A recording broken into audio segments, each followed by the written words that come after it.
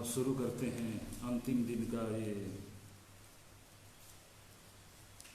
तीसरा सेक्शन। और इसमें हम पिछले बैठक में देख रहे थे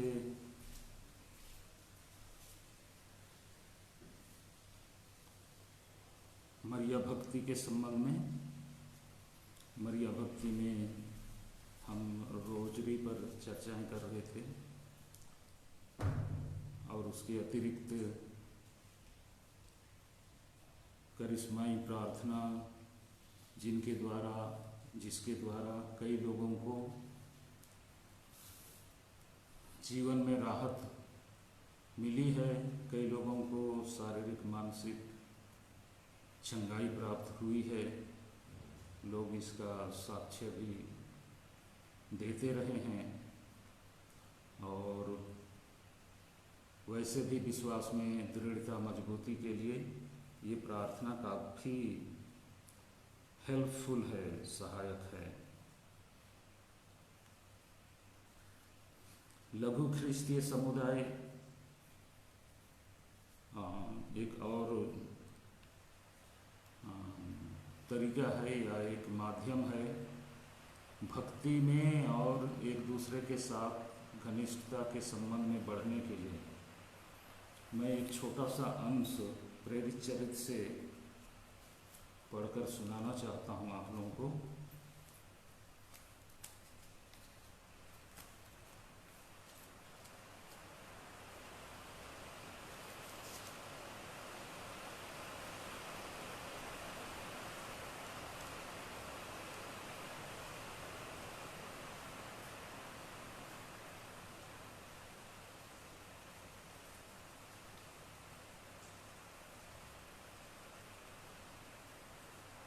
सब विश्वासी, प्रेरित चरित्र अध्याय 2 पद संख्या 44।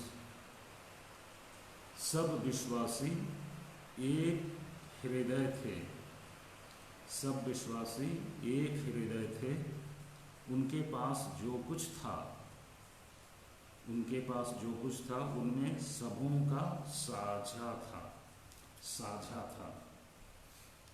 तो सब विश्वासी एक हृदय थे और उनके पास जो कुछ था उनमें सबका साझा हिस्सेदारी साझा था। सब कुछ सबके लिए जरूरत के अनुसार बांटा जाता था।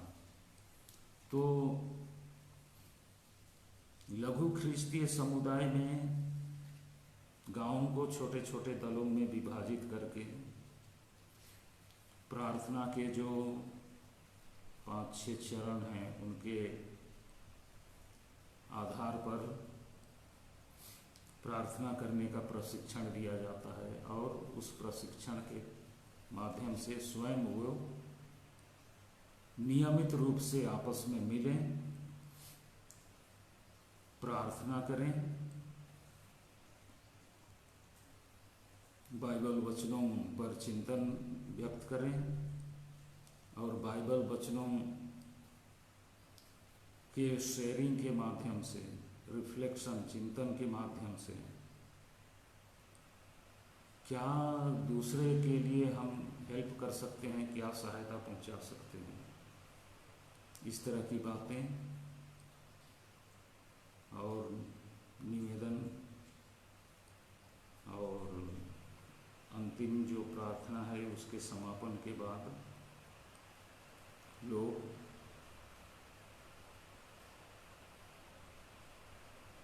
छोटी बैठक बैठते हैं। पिछले सप्ताह क्या क्या किए, व्यक्तिगत रूप से या कुछ समूह में, गांव घर में कौन बीमार है, किन्हें आर्थिक तंगी है और कुछ बीमार लोग हैं या कुछ और समस्याग्रस्त लोग हैं, तो इनके साथ उठ बैठ करके पहुँच करके सहानुभूति देना, कुछ मदद पहुँचाना। और छोटे बच्चे हैं तो उनको मार्ग दिखाना, पढ़ने के लिए सिखाना, धर्म शिक्षा देना, तो ये जीवनचर्या का एक अभिन्न हिस्सा होना चाहिए। कोई ना बोले कि चलो तुम ऐसा करो, लेकिन स्वप्रेरणा से, स्वस्फूर्ति अपने से इस तरह के भले कार्यों में हाथ बटाना आवश्यक है। तो कहीं कहीं शहरों में सक्रिय है, लोग रुचि लेते हैं, लेकिन देहात एरिया में, देहात परिवेश में इसका उतना ज़्यादा प्रचार प्रसार नहीं हो पाया है। बड़े शहरों में जैसे मुंबई वगैरह में हो सकता है, मद्रास साइड में भी, तो उधर ज़्यादा इसकी आंदोलन जड़ जमाए है और लोग इसमें बढ़ चढ़ कर भाग लेते हैं। हमारे क्षेत्रों में इसका उतना प्रचार प्रसार नहीं हो पाया है। लोग कोशिश कर रहे हैं कि छोटे छोटे दलों में लोगों को प्रार्थना के साथ विश्वास के कार्य, विश्वास है यीशु मसीह में, तो यीशु मसीह का आदेश है पड़ोसियों को प्यार करो, तो पड़ोसी प्रेम के कार्य करना है, तो ये सिखाया जाता है। तो लोग पुराने पारिपाठी में ही चल रहे हैं और समय लगेगा कि लघु ख्रिस्तीय समुदाय क्या है इसको समझना और स्वयं इसे आत्मसात करना। और एक अलग अलग ग्रुप हैं जीसस यूथ, ये बाकी जो सामाजिक और क्या प्योरली पूर्ण रूपेण क्या है नेतृत्व को लेकर के जो, या संगठन को मात्र को लेकर के जो दल बने हैं उस पर हम चर्चा नहीं करेंगे। जीसस यूथ ये एक प्रेयर पर केंद्रित, प्रार्थना पर केंद्रित युवाओं का एक समुदाय है और ये साउथ इंडिया में मुझे लगता है इसका शुरुआत हुआ और पूरे भारत में काफ़ी मजबूती से फैल रहा है। इसमें डेडिकेशन, समर्पण की भावना यूथ में होती है। कहीं भी उनको जाना हो तो बिना हिचकिचाहट वो जाने के लिए तैयार होते हैं और 1-2 साल का जैसे नौकरी कर रहे हैं तो नौकरी छोड़ करके सेवा देने के लिए तैयार होते हैं, दूर जा करके, दूसरी जगह जा करके, और लोगों को इस मूवमेंट के बारे में जानकारी देना, और अगर वहाँ ऑलरेडी दल का निर्माण हो चुका है, नहीं हुआ है तो दल का निर्माण करना और उन्हें किस तरह से प्रार्थना करनी है और किस तरह से सामुदायिक गतिविधियों में सक्रिय सहभागी होना है, उनकी अगुवाई करते हैं, उनको अनुप्रेरित करते हैं। तो इस तरह के कुछ भक्ति के कहें, प्रार्थना के कहें, दल हैं और उनके माध्यम से समाज में थोड़ा बहुत परिवर्तन लाने का और विश्वास में मजबूती लाने का प्रयास किया जा रहा है।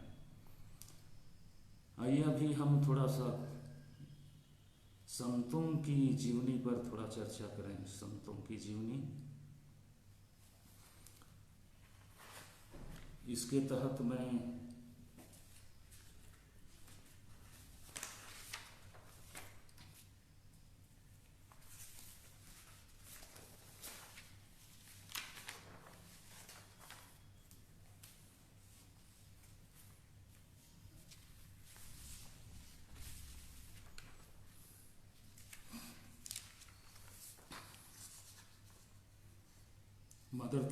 मदर तेरेसा के संबंध में बातें रखना चाहता हूँ।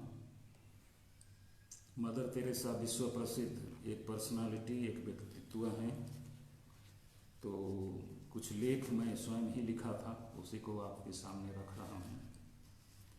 कोलकाता की मदर तेरेसा, मानवता की करुणामयी माता मदर तेरेसा का जन्म 26 अगस्त सन 1910 में मैसेडोनिया के स्कोपिये नामक शहर में अल्बेनिया के एक भवन निर्माता के घर में हुआ था 26 अगस्त 1910 में। इनके बचपन का नाम अग्नेस था। प्रारंभिक शिक्षा प्राप्ति के दिनों में ये मरिया संगत में एक यूथ बच्चों का एक दल है, संगठन है मरिया संगत। इधर पहले मरिया संगत था, लेकिन अब उसे मरिया संगत के नाम से नहीं जानते हैं लोग, CLC कहते हैं। अब उसका दूसरा रूप है CLC, तो मरिया संगत। तो प्रारंभिक शिक्षा प्राप्ति के दिनों में अग्नेस मरिया संगत की सक्रिय सदस्य थी।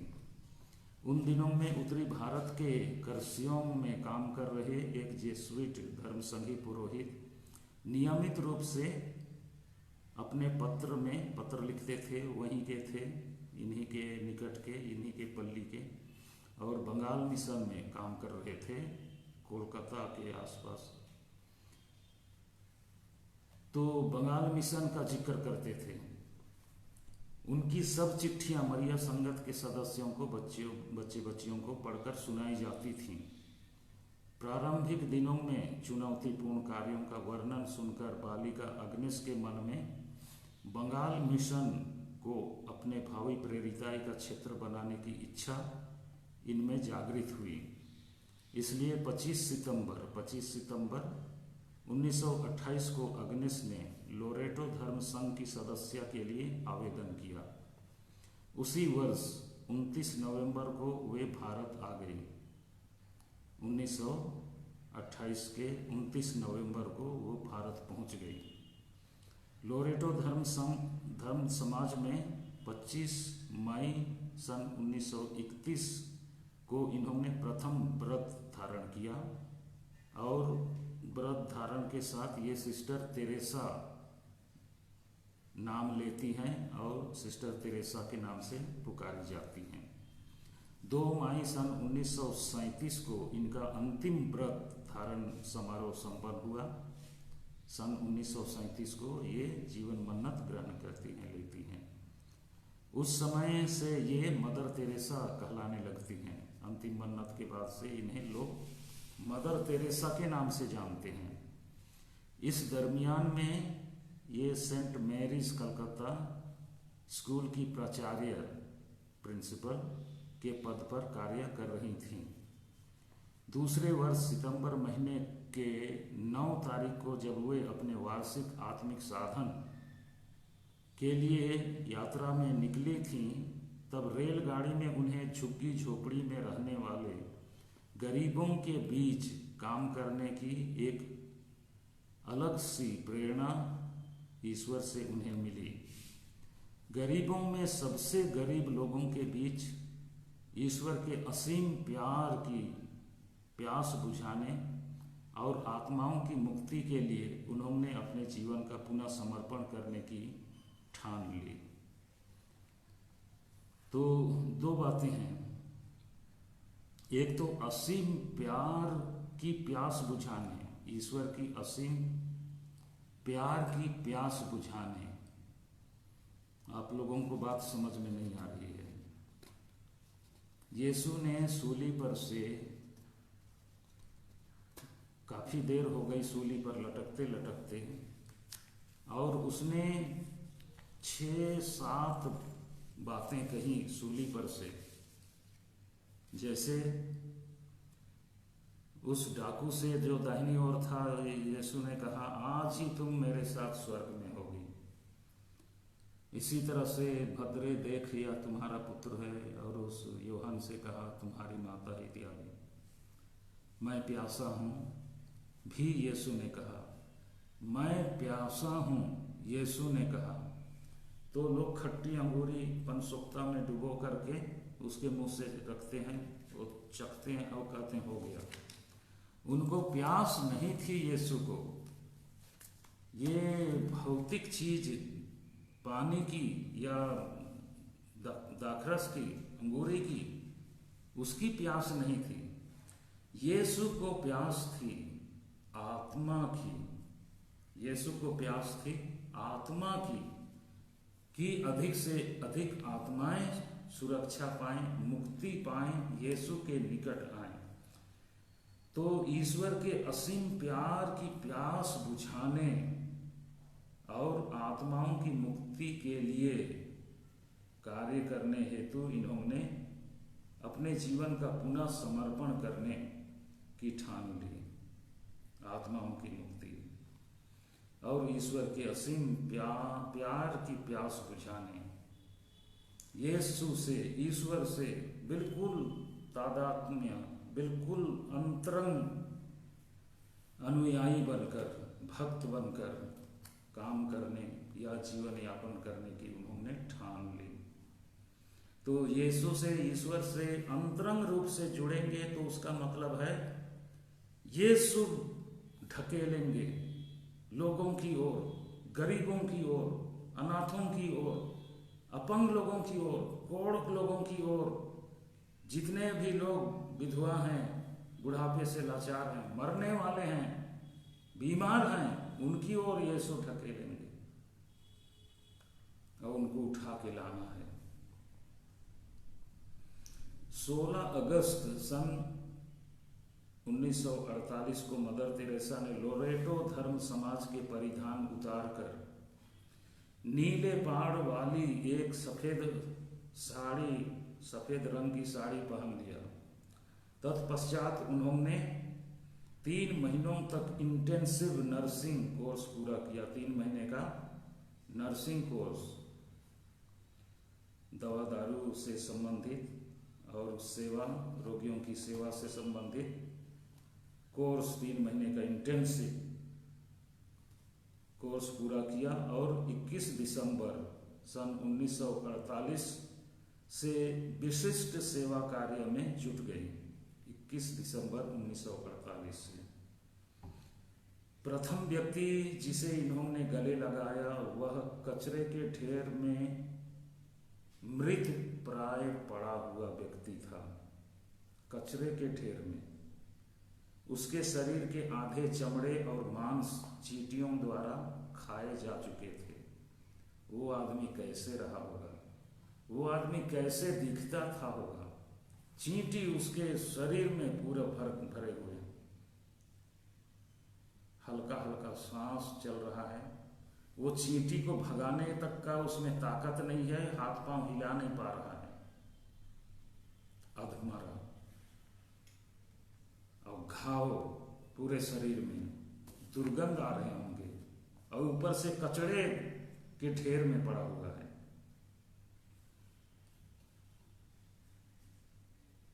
तो उस व्यक्ति को उठाकर, पता नहीं कोई मदद करते हैं कि अकेली उठा लेती है और एक सुरक्षित अच्छी जगह में ला करके उसकी सेवा शुश्रूषा करती है।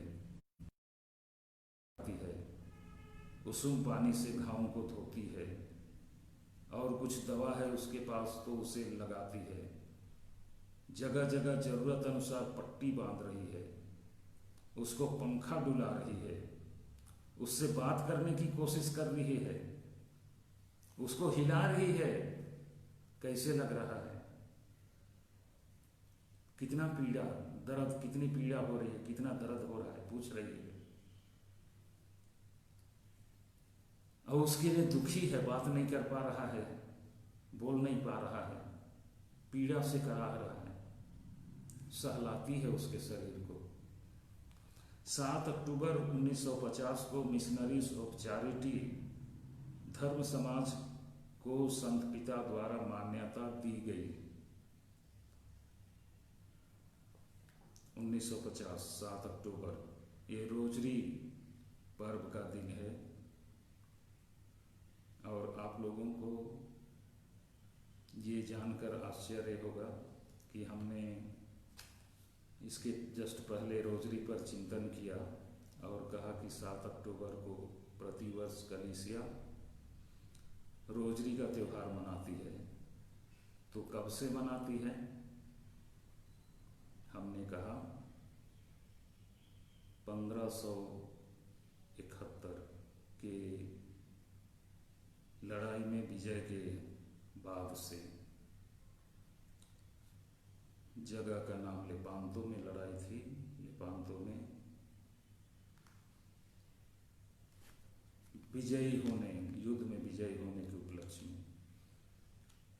और 15 अगस्त सन 1950 को पहली बार मरिया का स्वर्गोत्ग्रहण पर्व मनाया गया और तब से अब तक हम लोग मरिया का स्वर्गोत्ग्रहण पर्व मनाते आ रहे हैं। और यह भारतीयों के लिए और अन्य देशों के लिए भी हुक्म पर्व है, उस दिन गिरजा आना ही है।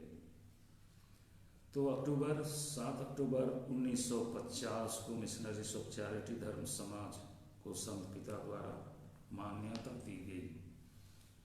अद्वितीय व्यक्तित्व, प्रेम और सेवा की प्रतिमूर्ति मदर तेरेसा की ख्याति राष्ट्रों की सीमाएं और समुद्र की गहराइयां लांघ गई। वे जहां कहीं भी जाती थीं, लाखों की संख्या में लोग उनके दर्शन के लिए उमड़ पड़ते थे। परमात्मा से भी इनका घनिष्ठ संबंध था। जिस किसी चीज के लिए वे प्रार्थना करती थीं, वह उन्हें अविलंब प्राप्त हो जाती थी। जिस किसी चीज के लिए जरूरत के लिए प्रार्थना करेंगी तो वो चीज उसे मिल जाती थी जल्द ही। कोलकाता का शिशु भवन 1953 में आरंभ किया गया। कोलकाता का शिशु भवन 1953 में आरंभ किया गया। वहाँ शुरू से ही गरीब भूखे लोगों को प्रतिदिन भोजन खिलाने का काम किया जाता है। कलकत्ता के शिशु भवन में 1953 से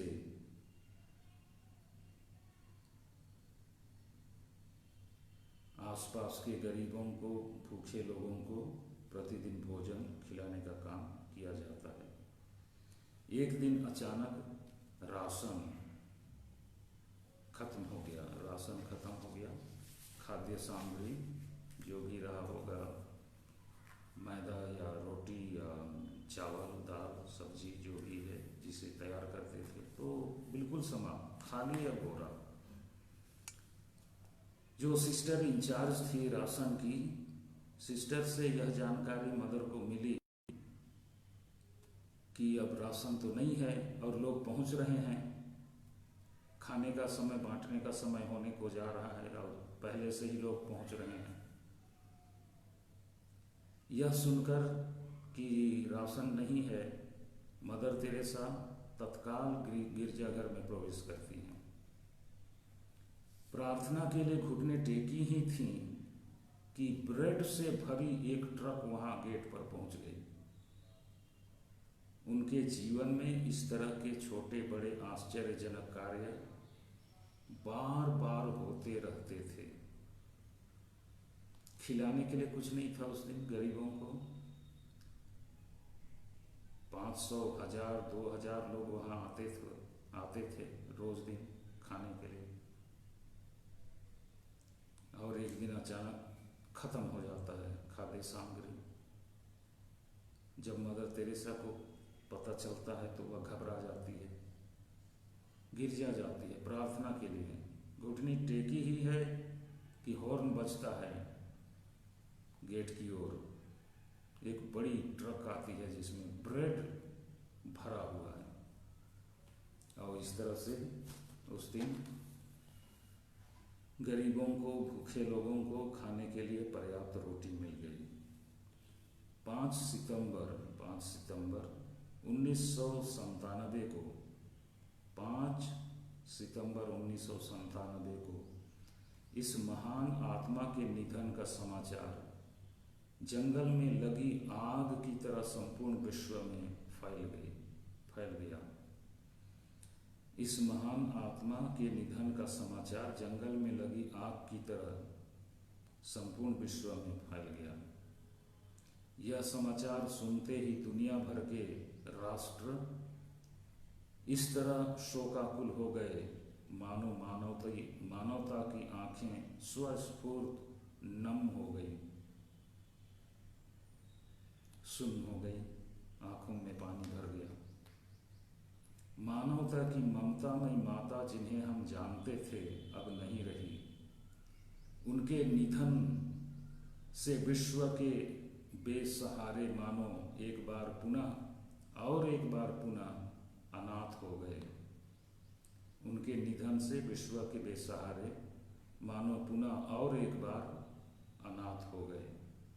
उनकी मृत्यु पर दैनिक भास्कर बिलासपुर ने अनेकों लेख छापे, जिसमें एक है माँ के गम में दुनिया की आंखें नम, माँ के गम में दुनिया की आंखें नम। दूसरा है मानवता की प्रतिमूर्ति थी मदर तेरेसा, मानव की प्रतिमूर्ति थी मदर तेरेसा। गरीबों में जीकर गरीबों का दर्द समझा तेरेसा ने, गरीबी में जीकर गरीबों का दर्द समझा तेरेसा ने। निर्धनों की सेवा में ईश्वर का दर्शन पाया मदर ने, निर्धनों की सेवा में ईश्वर का दर्शन पाया मदर ने।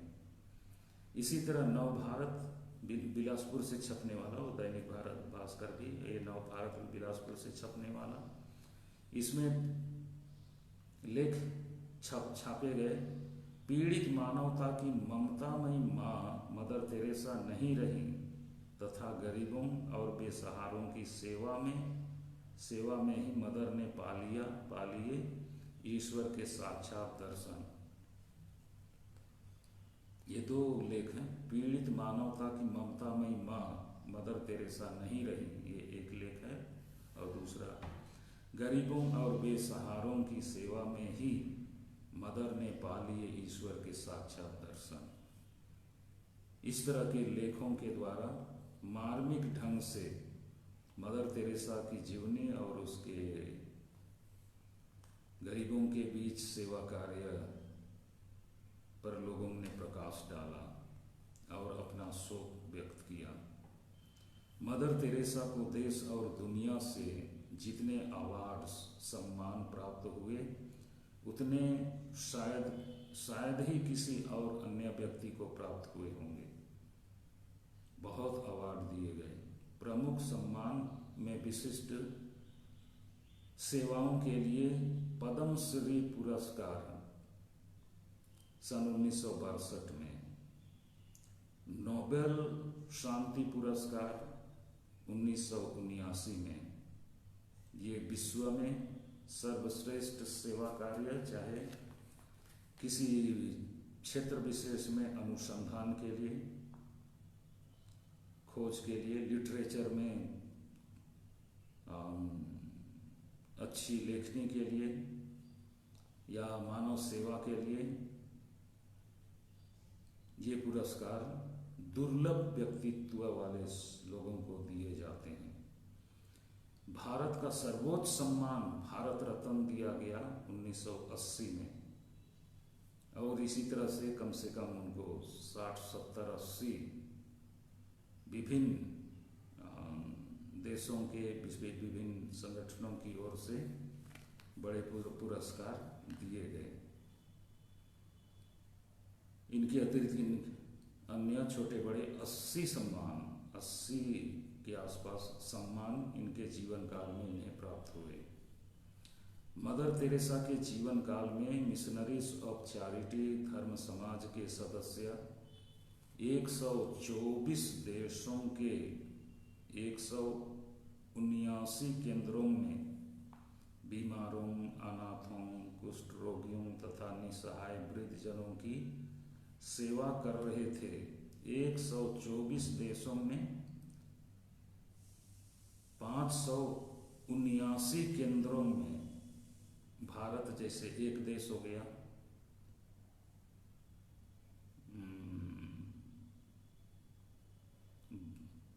यहाँ से श्रीलंका दूसरा देश हो गया, पाकिस्तान तीसरा देश हो गया, बांग्लादेश चौथा देश हो गया।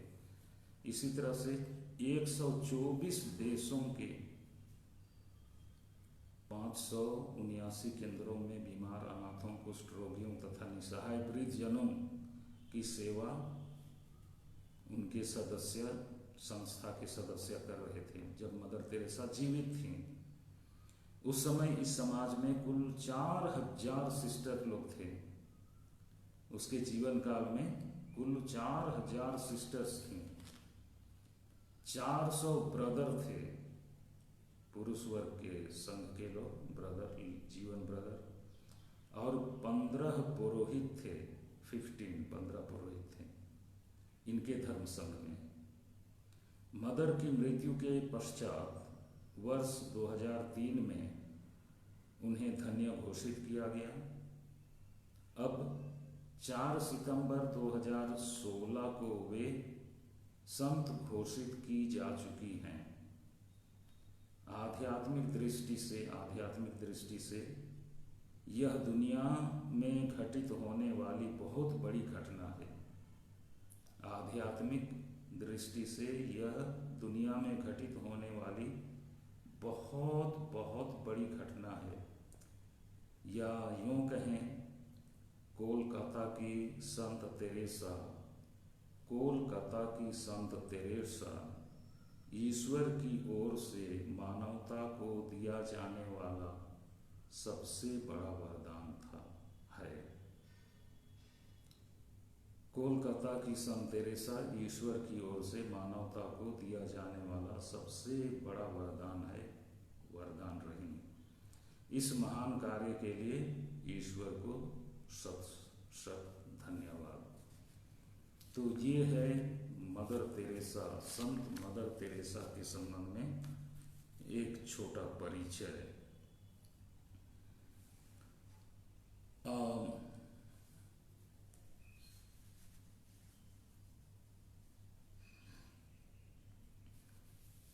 एक बार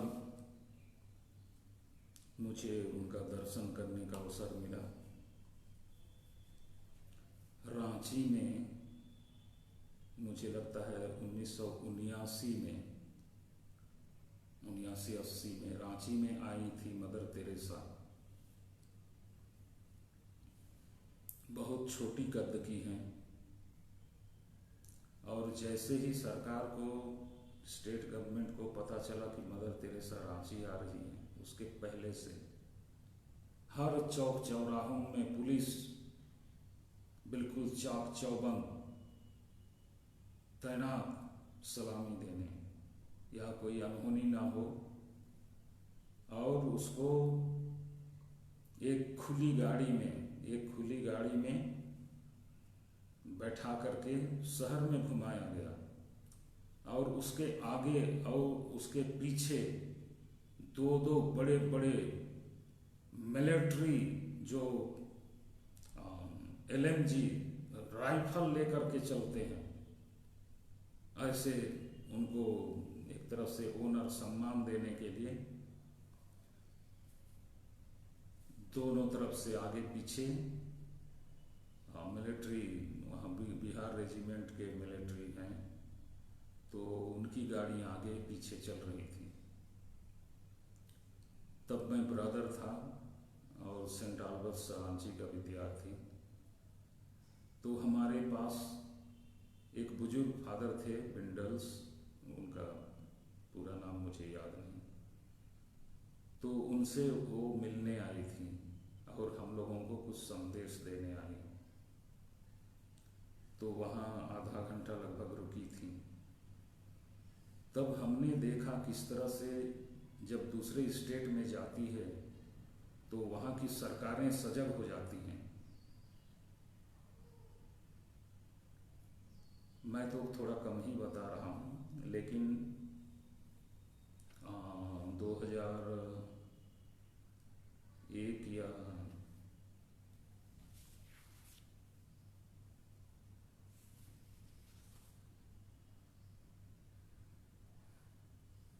2000 में मुझे लगता है उनकी उत्तराधिकारिणी सिस्टर निर्मला अंबिकापुर आई हुई थी। तो उस समय 2000 में या 2001 में मदर तेरेसा की उत्तराधिकारिणी सिस्टर निर्मला आई हुई थी अंबिकापुर। उस समय मैं अंबिकापुर पल्ली का पल्ली पुरोहित था। तो मैंने उन्हें स्वागत छोटा मोटा स्वागत देने के लिए पब्लिक की ओर से उनके नाम पर धन्यवाद का मिस्सा हम लोगों ने कैथेड्रल में चढ़ाया और वो जनता से मिली और जनता को संदेश सुनाई। और उसके बाद बिशप से यहाँ बिशप हाउस में मिलने आई और शहर के लोग भी उनसे मिलने के लिए यहाँ कुछ लोग आए, प्रतिनिधि, और थोड़ा मोड़ा और लोगों से मिली। लेकिन इसके पहले वो भोपाल में थी, जबलपुर और कहाँ उनका दौरा था। तो लगभग 20-25 दिनों से वो दौरे में थी। अचानक यहाँ उनका तबीयत खराब हो गया। उनको 2-3 दिनों के लिए सख्त रेस्ट करने को कहा गया। तो होली क्रॉस हॉस्पिटल में हम लोगों ने उन्हें एडमिट किया, भर्ती कराया और थोड़ा बहुत ठीक हुई तो यहाँ से उनको रायगढ़ जाना था। उस समय छत्तीसगढ़ अलग प्रांत नहीं बना था, हम लोग मध्य प्रदेश के साथ थे। हम लोगों की राजधानी भोपाल थी और उस समय मुख्यमंत्री थे दिग्विजय सिंह। तो यहाँ से प्रशासन के माध्यम से बराबर हर रोज की गतिविधि मुख्यमंत्री को दी जाती थी। जब वो बीमार हुई तो बीमारी स्थिति का पल पल उनको मतलब सरकार को रिपोर्टिंग होती थी, मुख्यमंत्री को जानकारी दी जाती थी। जब उनकी स्थिति कुछ अच्छी हुई तो उनको लगा कि अब कलकत्ता वापस जाना चाहिए। तो ट्रेन निकटतम स्टेशन उनके लिए लगा रायगढ़ है और रायगढ़ में उनकी सिस्टर्स भी हैं, तो रायगढ़ जाने की इच्छा जाहिर की। तो एमपी उतना बड़ा स्टेट के मुख्यमंत्री ने उनके लिए चार्टर्ड प्लेन, उनके लिए अलग एक प्लेन, एक वायुयान, हवाई जहाज की व्यवस्था की और हम लोग सिस्टर को यहाँ से दरिमा हवाई पट्टी पहुँचा दिए और वहाँ से हवाई जहाज के माध्यम जो राज्य सरकार द्वारा उनको उपलब्ध कराया गया था उसके द्वारा रायगढ़ में जाके उतरी।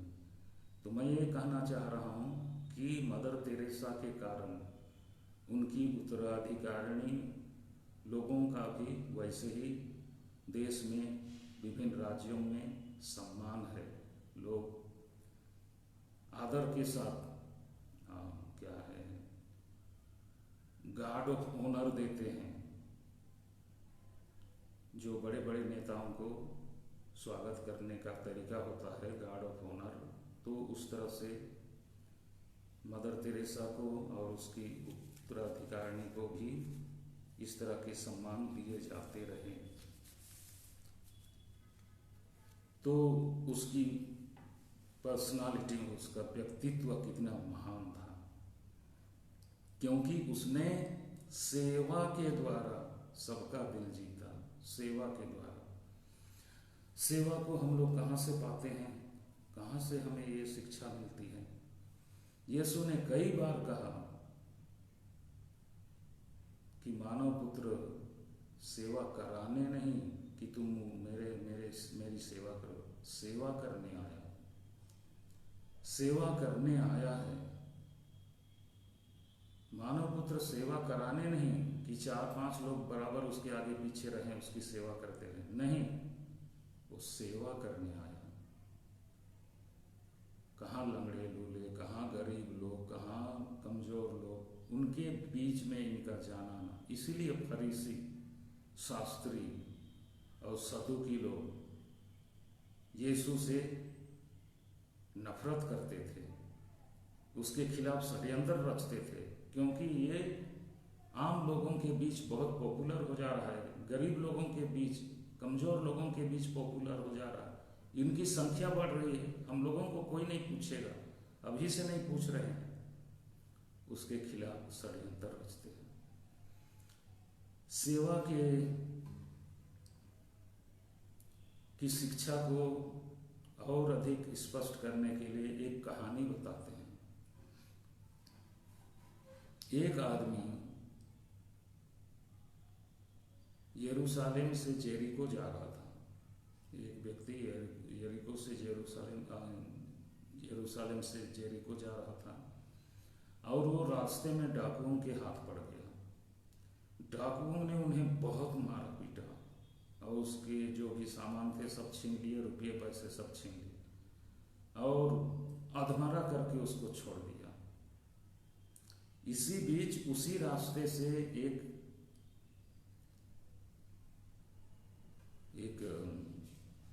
पुरोहित गुजरते हैं। उस समय के पुरोहित, और वो वहां से देख लेते हैं कि कोई पड़ा हुआ है अधमरा, वो पार हो जाते हैं।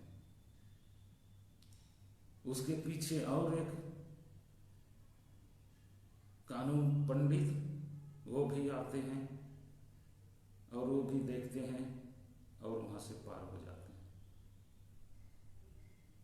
इसके बाद एक समारी उधर से गुजरता है। वो समारी जिसका यहूदियों के साथ कोई लेना देना नहीं, यहूदी लोग उनको तुच्छ समझते थे, नीच दृष्टि से देखते थे और इसलिए दोनों में दुश्मनी थी, समारियों में और यहूदियों में।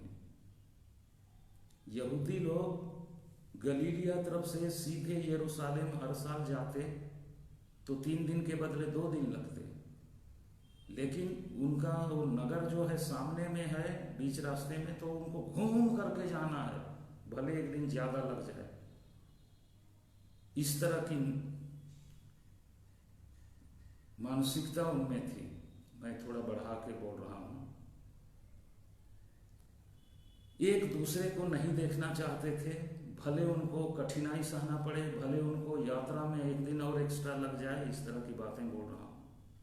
लेकिन उनके साथ आमने सामने नहीं होंगे, इतनी कटुता यहूदियों की समारियों के साथ। और इसलिए बेचारे समारी भी अपने को हीन छोटा समझते थे और इनके सामने नहीं पेश होते थे।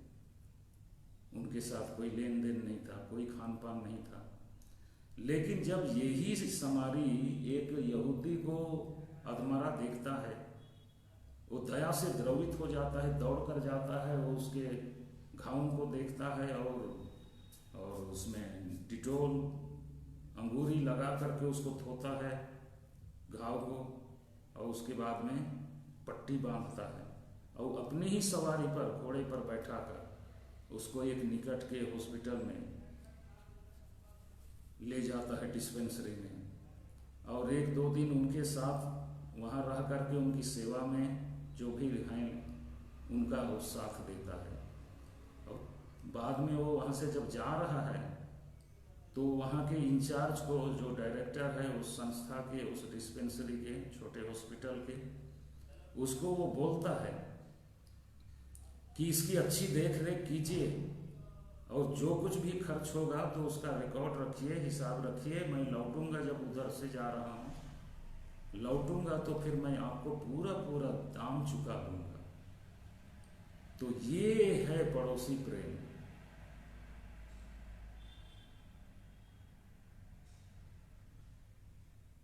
पड़ोसी प्रेम, जो भी जरूरतमंद हैं उनकी सेवा करना, सेवा करना, ये काम मदर तेरेसा ने सिखाया। बराबर काम पर रह करके,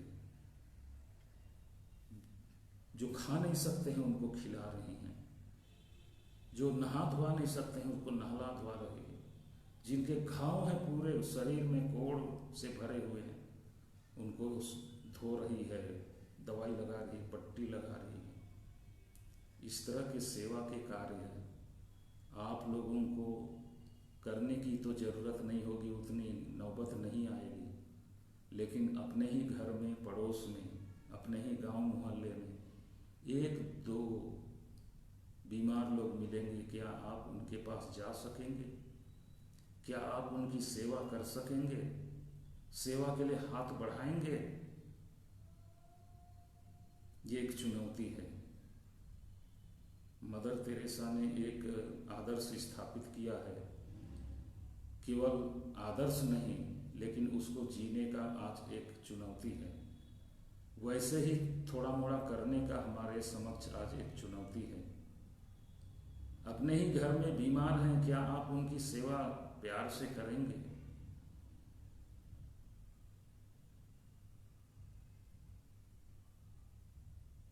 कुर्बानी करने का, बलिदान करने का आज एक चुनौती है और इसकी शिक्षा मदर तेरेसा हमें देती हैं। थोड़ी सी बातें मरिया जोन वियनी वो 18वीं सदी के पुरोहित रहे। इनका जन्म 1786 में हुआ था फ्रांस में, और 1789 में, आप लोगों को मालूम नहीं होगा, अगर किसी को मालूम होगा तो मेरी ओर से शाबाश।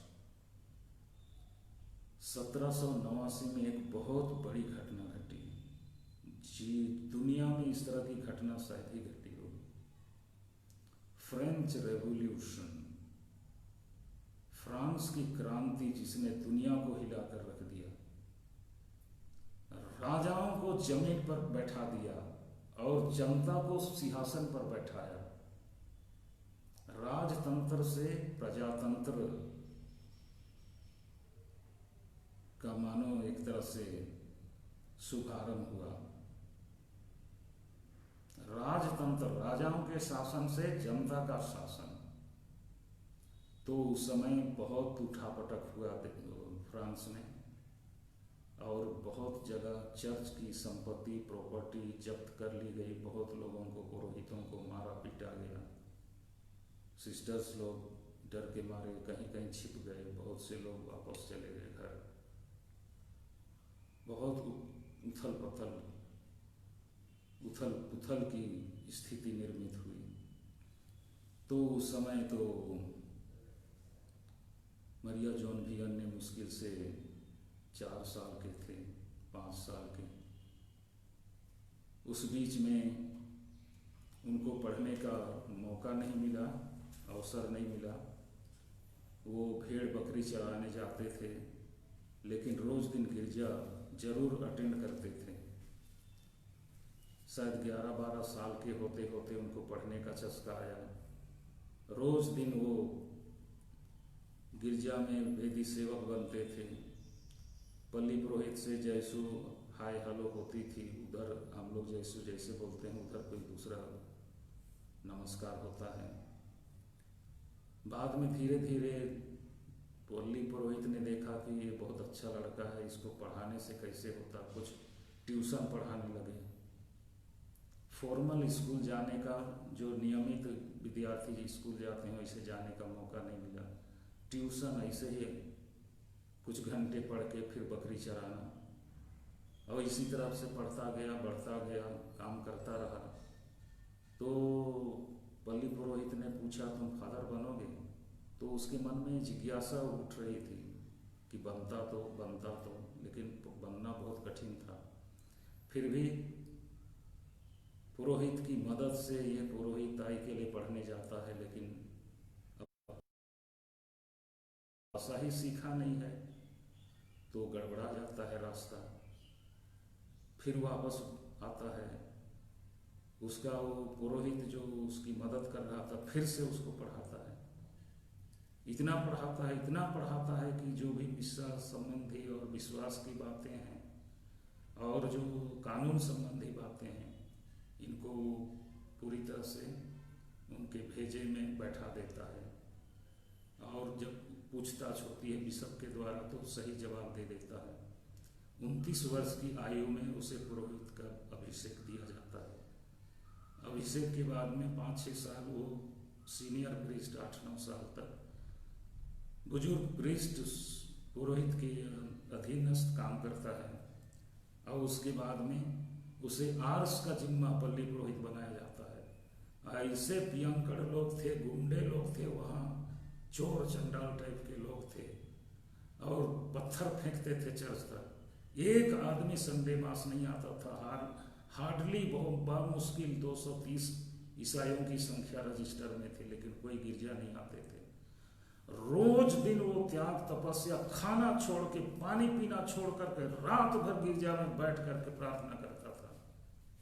प्रार्थना 1 साल, 2 साल, 3 साल, 4 साल करते करते धीरे से अपने आप लोग गिरजा आने लगे। उसके त्याग तपस्या स्वयं को देख करके पूरे के पूरे वो आर्सपल्ली के लोग गिरजा आने लगे। पड़ोस के लोग वहां गिरजा आने लगे, दूसरे दूसरे देशों से लोग वहां आने लगे। और आर्स पहुंचने के लिए कई देशों से रेलवे लाइन ट्रैक्स बिछाए गए। बिशप तक के लोग वहां उसके पास आते थे। 17 घंटा गर्मी में, अभी मैं थोड़ा पूरा गर्मी में बैठा हूं, 17 घंटा वो कॉन्फेशनल में, वो भट्ठी जैसी जगह में वो पाप स्वीकार सुनने के लिए बैठते थे। और यूखरिस्ट को बोलते थे कि इतना बड़ा काम ईश्वर का और कोई दूसरा हो नहीं सकता है। मानव के लिए उपहार, इतना बड़ा उपहार ईश्वर की ओर से यूखरिस्ट से और कोई हो नहीं सकता है। एक बच्चे को जब शुरू आ रहा था आर्स, तो बोला बच्चे को, बैल चरा रहा था, बेटा बताओ मुझे आर्स का रास्ता, मैं तुम्हें स्वर्ग का रास्ता बताऊंगा। मतलब तुम अपने हृदय को मुझे दो और मैं तुम्हारे हृदय को स्वर्ग पहुंचाने की गारंटी देता हूं। ऐसा पारखी, ऐसे हार्ड वर्किंग, ऐसे कमिटेड, ऐसे दृढ़ संकल्पित पुरोहित रोज दिन धर्म शिक्षा 2-2.5 घंटा देता, संडे को 3-3, 4-4 घंटा धर्म शिक्षा देता था। और इस तरह से उसे आराम करने के लिए 1-1.5 घंटा मिलते थे। खाने के लिए मुश्किल से 45 मिनट, 1 घंटे, आराम करने तक के लिए समय नहीं। मानव सेवा में, लोगों को ईश्वर की ओर लौटाने में, विश्वास में गहराई प्रदान करने के लिए उन्होंने जीवन का जो कुर्बान किया, आखिरी दम तक त्याग तपस्या, आराम से कभी बैठ के खाए नहीं खाना, आराम से कभी रात को 1 रात नहीं सोए, आराम से कभी लोगों के पास, अपने परिचित लोगों, घर वालों के पास कभी नहीं गए। पूरा जीवन और रोज दिन का जीवन उनका लोगों की सेवा, लोगों के मार्गदर्शन, लोगों के जीवन में परिवर्तन, हृदय परिवर्तन के लिए उनका जीवन समर्पित, स्वाहा हो गया। आइए हम ऐसे धुरंधर राष्ट्र सेवक और प्रभु के सेवकों के हम क्या है शिष्य बन सकें, या उनका उदाहरण हम ग्रहण कर सकें, इसके लिए कृपा मांगे। तो ये सेशन यहीं समाप्त होता है।